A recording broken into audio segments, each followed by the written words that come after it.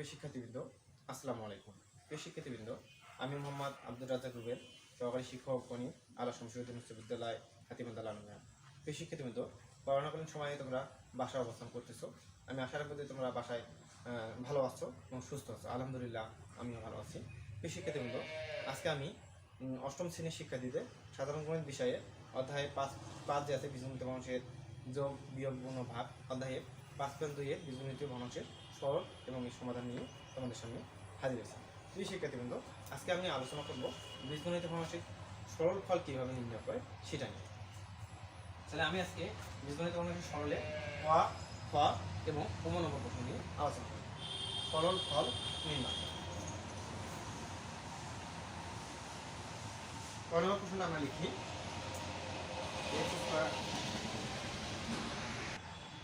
x square plus y plus 6।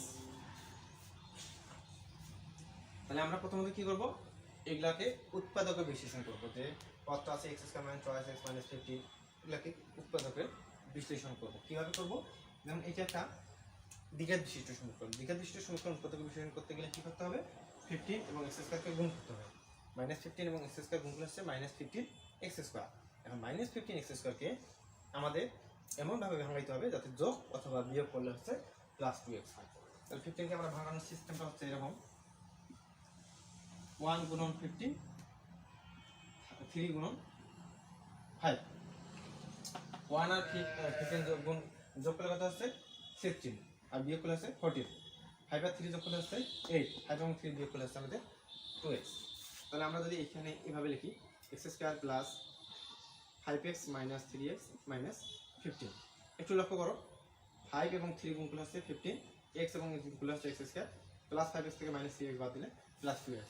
এই দ্বিঘাত বিশিষ্ট সমীকরণগুলো আমরা সপ্তম শ্রেণীতে শিখেছি। অনুরূপভাবে x square plus 4x minus 3x minus 12 ভাগ x স্কয়ার মাইনাস 5 এর উপর স্কয়ার। 5 এর উপর স্কয়ার দিলে হচ্ছে 25। এখানে দ্বিঘাত বিশিষ্ট সমীকরণ করলে হচ্ছে আমাদের x square minus 5x plus 4x minus 20 গুণন x minus 2, x square minus 3x minus 2x plus 6। তাহলে আমরা x কমন নিলে এখানে হচ্ছে x প্লাস 5, 3 কমন নিলে হচ্ছে আমাদের x প্লাস 5, এখানে x কমন নিলে x প্লাস 4। তাহলে এখানে 3 কমন নিলে হচ্ছে আমাদের x মাইনাস 4 ভাগ x স্কয়ার মাইনাস 5 এর উপর স্কয়ার, তাহলে x plus 5 x minus 5, x common নিলে x মাইনাস 5, এখানে 4 কমন নিলে প্লাস 4 কমন নিলে x মাইনাস 5 গুণন x মাইনাস 2, এখানে x কমন নিলে x মাইনাস 3, এখান থেকে 2 কমন নিলে x মাইনাস 3। তাহলে x প্লাস 5 x প্লাস 5 থেকে দুটো থেকে আমরা লিখলাম একটা, বাকি থাকলো আমাদের x minus 3, x plus 4 x 3, এখানে মাইনাস 3 কমন নিলে plus 4, x plus 4 x plus 4 common নিলে x প্লাস 4 x মাইনাস 3 ভাগ x মাইনাস 5 x মাইনাস 5 থেকে x প্লাস 5 ঠিক থাকবে। এখানে থাকতেছে x মাইনাস 5 x প্লাস 4 গুণন x মাইনাস 2, এখানে নিচে থাকতেছে x মাইনাস 3 x মাইনাস 2। এখন আমরা কি করব, ভাগটাকে গুণে প্রকাশ করব। কিভাবে? তাহলে আমরা কি করব, x plus 5 x minus 3 x plus 4 x minus 3, ভাগ চিহ্নটা কি হলো আমাদের গুণ। গুণ হওয়ার কারণে x মাইনাস 5 x প্লাস 4টা উপরে, নিচেরটা উপরে গেল, আর x প্লাস 5 x মাইনাস 5টা কি হবে নিচে আসবে। গুণন x minus 2 x minus 3 x minus 2, যা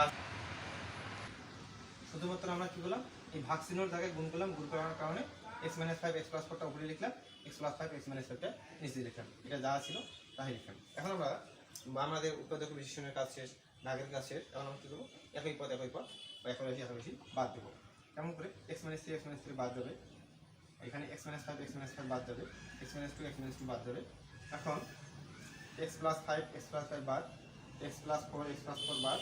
তাহলে এখানে থাকতেছে উপরে কোনো সব সবগুলো বাদ দিচ্ছে থাকতেছে 1 আর নিচে থাকতেছে x মাইনাস 3। এক্স আমাদের ক নম্বর প্রশ্নের সরল ফল নির্ণয়। তাহলে অতএব